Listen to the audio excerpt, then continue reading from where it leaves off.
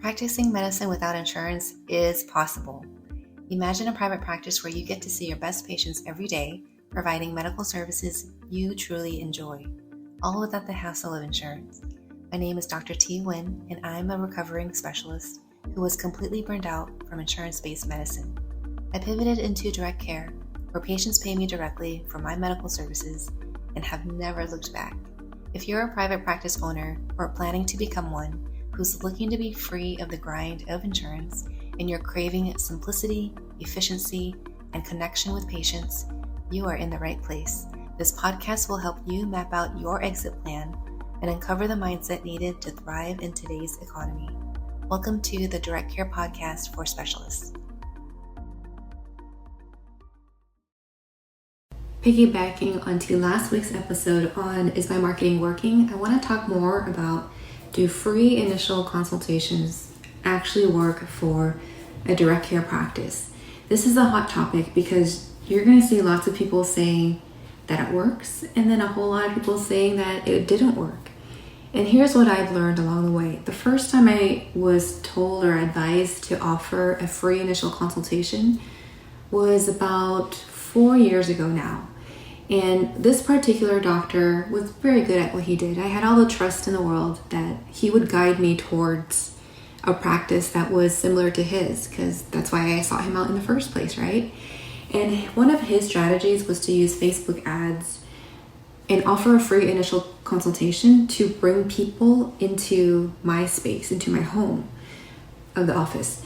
And I saw it working really well for him, so I was very motivated to see how it could work for me. Unfortunately, when I took the steps to create the ad, create the video to invite people to learn more about my practice, and then had people start calling for this free initial consultation, I did find that it was a big waste of money and time, and it actually made me feel unmotivated because I was getting a lot of really bad leads. Like, they were not even close to qualifying for surgery, and a lot of people wouldn't really show up, or they weren't fully committed to what I had to offer. So here's what I want to share about this situation. Whoever you end up working with as a coach, as a consultant, they do have the secrets to making things successful. But the one thing that they don't necessarily always share are these two things. Number one, it takes time and maturity to really craft your message in a way that resonates with the type of people you're trying to help. And then number two, the system that you need to have set up before you even make the offer. So having people call your office, it doesn't stop there. There is a prerequisite to pre-qualify them. There is the sales pitch that happens on the call. So not anybody can just answer the call and say yes or no to this free initial consultation. And then there is the follow-up care, in which they may have said no initially, or they maybe didn't fully understand what the offer was. And so you gotta continue to warm them up. So I spoke on these 3 phases that you have to have before even considering a free initial consultation, which means it's gonna take time for you to develop the system. So you're not gonna put on a post, pay hundreds of dollars on it, get really bad leads who call your office, realize they're not a good fit, and then nobody converts. And then you feel like you've wasted a lot of money because you did. Because that was me not too long ago. So I had gone through at least a year of this process, and it did not connect in my brain that I needed a system that worked and plug and play into my system. So here's what I want you to take away from this. You don't have to do a free initial consultation. You can, and it does work when the ticket item is really low. Like if you're still with insurance and you offer a free initial consultation, it's an easy yes. Well, if you take their insurance and they just didn't know you yet, and now here's the opportunity for them to get to know you and to know what you offer, and they have insurance, then all of the barriers are down. It's really easy to convert a patient who has insurance, in which you take insurance for, to come in, because it's a low commitment. And if you sell an item, same thing. These lower ticket items are easier to sell because there isn't the resistance, right? The natural resistance to the cost of things. Oh, it's affordable, of course I'll just buy it. But when it comes to a medical practice, especially a direct care practice, and you're still trying to figure out where you fit in the puzzle of healthcare, who you serve, what your offer is, how you're different, why people need to choose you, you might find yourself kind of fumbling along, and that's okay. That's really normal. You have to fumble to know what's going to work for you and what doesn't. But if you have a moderate to higher ticket item, meaning your services do cost more money than, let's say, what insurance will cover or what patients are paying out of pocket, or it's just a high ticket item, it's just something you do really good at, but it's going to cost quite a bit of money, then you need the system in place to make it work. So here's what that looks like. Before you put up your free initial consultation, you want to know who qualifies. I talk very specifically about who you serve, and you need to know who you identify as the person you're serving, because that will help you know where they're hanging out, and therefore you can be in front of them. So if you're serving pediatric populations like 10-year-old, your message is not going to be around that 10-year-old. It's going to be for the parent who brings them in. So knowing exactly who you take care of, who you want to help, is important, and you have to be very specific about this. Who are they? Are they male or female? What is their problem? What have they already tried? What are their typical habits? What is their lifestyle? What do they believe in? What are the books that they're reading? How do they get information? That kind of stuff. You have to be very detailed as to what your ideal patient or patient avatar is, so that you know how to craft your message. So that's the first thing. Who do you serve? And I hope by the end of this podcast episode, you know exactly who you take care of, or at least roughly who you take care of. And when you curate this person or persona, it does sometimes change with time.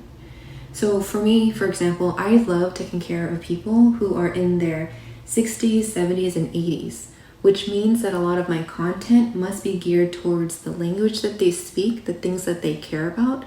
And I'm not necessarily talking about things on TikTok the way I might talk about it on my newsletters, my email, for example, because I have different strategies for different things that I offer. So know who you are talking to first. So if you're going to do a free initial consultation, who do you want to invite? Are you inviting people who have tried all of their insurance options and they're now having to select a surgical option if you're a surgical practice, or if you're offering functional medicine, or you're offering another service line that isn't available with insurance, but you know that this will get them better? So who do you take care of? What are they suffering from, and why have they not solved their problem? That is your ideal client avatar. When you get that specific, then it helps you curate the message to pre-qualify them. So with surgery, we pre-qualify people by knowing they've tried all of the conservative measures. That is the angle at which we can create our message for surgery. So if you met a person who hasn't tried all of their conservative options, are they really a candidate for surgery? Because if not, then that must be a prerequisite in your messaging. You can say something like, if you've tried all of the conservative options and you're just fed up and you want a real solution, then surgery is the key. And I have the key to your problem. So that is the art of crafting the message that creates a prerequisite for them to even get on the call. Because what happens if they get on the call and they've not tried anything?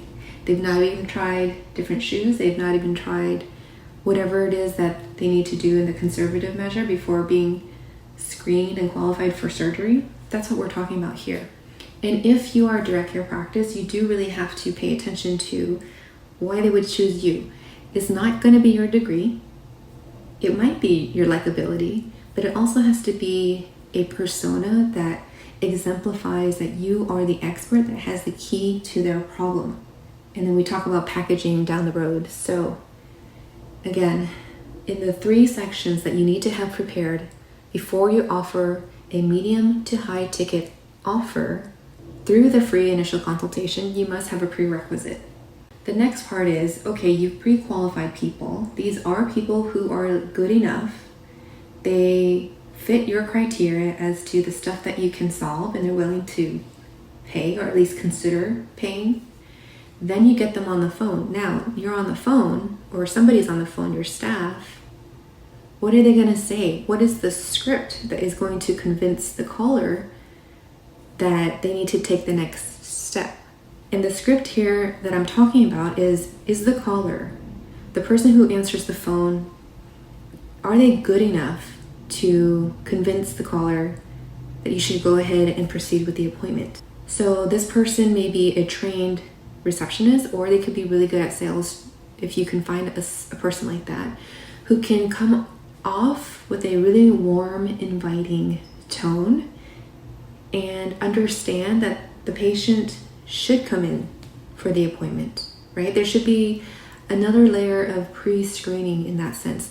The person who answers the phone also they have this intuition or experience to know if this person is going to be a good fit or not before it even gets on the schedule. So the last thing you want to have happen is a whole bunch of people on your schedule and they all no-show for your free initial consultation. That's a waste of money for the staff who took all that time to talk to the patient. It's a waste of money to your day because now no money is coming in. So the script that you have to have in line must convince the caller to book that free appointment. So you might have 5 to 10 questions for your receptionist to ask the patient or potential patient that pre-qualifies them, that tells them, yes, this is a good fit for the practice. This is the ideal candidate for this service that we offer. And also finding out if that person is serious, right? Because you can tell when someone calls and they just want free stuff. That's not a serious candidate. So how you set this up also takes time. You have to know who qualifies. The caller, whoever answers the phone, needs to have a good sales pitch. They need to have a script. And it's 3 to 5 questions, generally speaking, to continue to pre-qualify this individual to then get on the schedule. So this person warms up you, the doctor, to the candidate. Oh, this doctor has done this, this many times. They are the best at what they do. They excite the caller to book the appointment. And that conversion is not 100%. So not every time, even the best sales pitch person won't convert 100%. So you have to manage your expectation and realize, okay, a good conversion is 50 to 70% of the time somebody calls my office who has been pre-qualified is a good conversion. That's a good call. That is a good person on the phone. So what do you do from here? What if the person says no? Do you just hang up and continue on with the day? Or is there a follow-up process? Maybe they said no at that moment because of whatever circumstances they had, but they actually would be a great fit because you can help them. Maybe they just need a little bit more convincing. And so what you do here in this third pocket, the follow-up, just because they say no now does not mean it's a no forever. They're going to do the logical thing. The caller is going to look for different options. They're going to try something else. They're going to come back. But did you lead them towards what they call an email sequence, a warm-up phase? So in this section, if you haven't already started an email sequence or just an email to warm them up to get to know your practice, this is where you can start creating an email and learn how to do a nurture campaign where you're sending them a few emails to just educate them and to answer common objections about how your practice is run and questions people ask about direct care practice. You answer those questions in those emails. You get them to get to know you a little bit more. Maybe you invite them onto your social media channel so that they can just learn more about you because they haven't quite trusted you yet, right? This is that follow-up. And back in the day before email, this was a phone call that your staff member would have done. You would tell the patient on the phone, I understand you want to look for options. Can I call back in a week just to see where you are, if you had any additional questions? And then at least for me, that's what I would tell my staff to do. For patients who canceled or didn't follow through, they would do a follow-up call once or twice. But now we have emails. We can start warming them up through the email. So I wish I had known all that. I'm sure it was breezed by, but because my brain did not conceptually understand those sequences, the prerequisite, the sales call, and then the follow-up, then yeah, of course the free initial consultation was not going to work. Plus I have a moderate to higher ticket item. It was not a low entry point for a cash practice. People had to pay out of pocket more than a copay to get medical care, right? So Understanding if your practice is fit for a free initial consultation is incredibly important. Otherwise, you're going to waste a lot of time and a lot of resources trying to fish in the wrong pool. So make sure you're fishing in the right pool. If you want a certain kind of fish, make sure you're there. Make sure the person who answers your call has the script or the experience to warm them up for you, to bring them onto the schedule. And then when they're on the schedule, be ready to sell them your service. Now, how do you sell them your service, especially if you're like, I hate selling? Well, if you hate selling, business is going to be really hard because you do have to convince people to take an antibiotic, to take your recommendations, to do the surgery that's going to help them, right? You're there to solve their problem. They just happen to pay you to get that solution. So don't be afraid to sell. Only sell what you believe in, and it'll be fine. So when you meet the person, you also have to make that transaction. You also have to have a percentage of successful conversions where you actually get them onto your schedule, whether it be a patient for your membership, a surgery, a procedure, whatever. I'm kind of saying surgery because that's how I started with these free initial consultations, but I hope you understand, I mean any service you offer. But you also need to be able to craft your message in a way that gets that person to say yes to what you do. And that's a whole nother skill set for probably another episode or really a coaching call down the road. So I hope you know you can always reach out to me. My information is down below in the show notes if you want to get more specific as to what you need help with. But broadly speaking, free initial consultations do work if you knew and have the system in place, whether it's you answering the call or the staff is trained to do so. In case you don't want to do a free initial consultation, then I would say get them to commit a small dollar amount just to even get on your schedule to speak with you. So when I moved away from doing the free initial consultation, I switched it up and made them book an appointment for a lower fee. So it was like $50 for 15 minutes to talk with me to see if I have what they're looking for. And I found this incredibly helpful because those who put their credit card down on file were serious. I had gotten a lot of calls from people who took advantage of the free initial consultation to get medical advice. And early on, I didn't realize that's not what you're supposed to do. You're not supposed to give medical advice. It's a meet and greet. But anyway, so when I moved over to having them put skin in the game, then it was so much easier. It was easier for me to sell, and I'm saying sell in quotes, because they connected with me and they felt like I was a good doctor for them. And so I did have a higher conversion rate when I spoke to the person personally, because I was then able to tell them what would happen if they didn't do the treatment I offered or what their other options were. Nonetheless, I was able to connect with them and get them to convert into a schedule because, people want to talk directly to the source sometimes. And I think that's a really great way to go in the beginning of your practice. Once you get busy enough, then you can start training your staff to kind of represent you and speak like you. And then you can start making more of these offers to a bigger cast of people. In the end of all this, if you're still trying to get new leads, to get qualified leads into your practice, just realize you have to be really consistent with telling strangers who you are and what you do.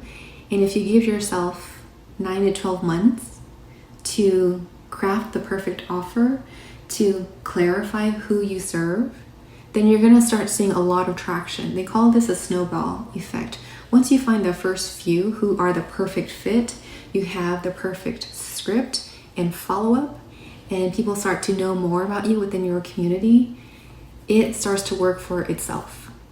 So I hope that this episode is helpful in helping you decide if you want to proceed with doing a free initial consultation for your direct specialty care practice.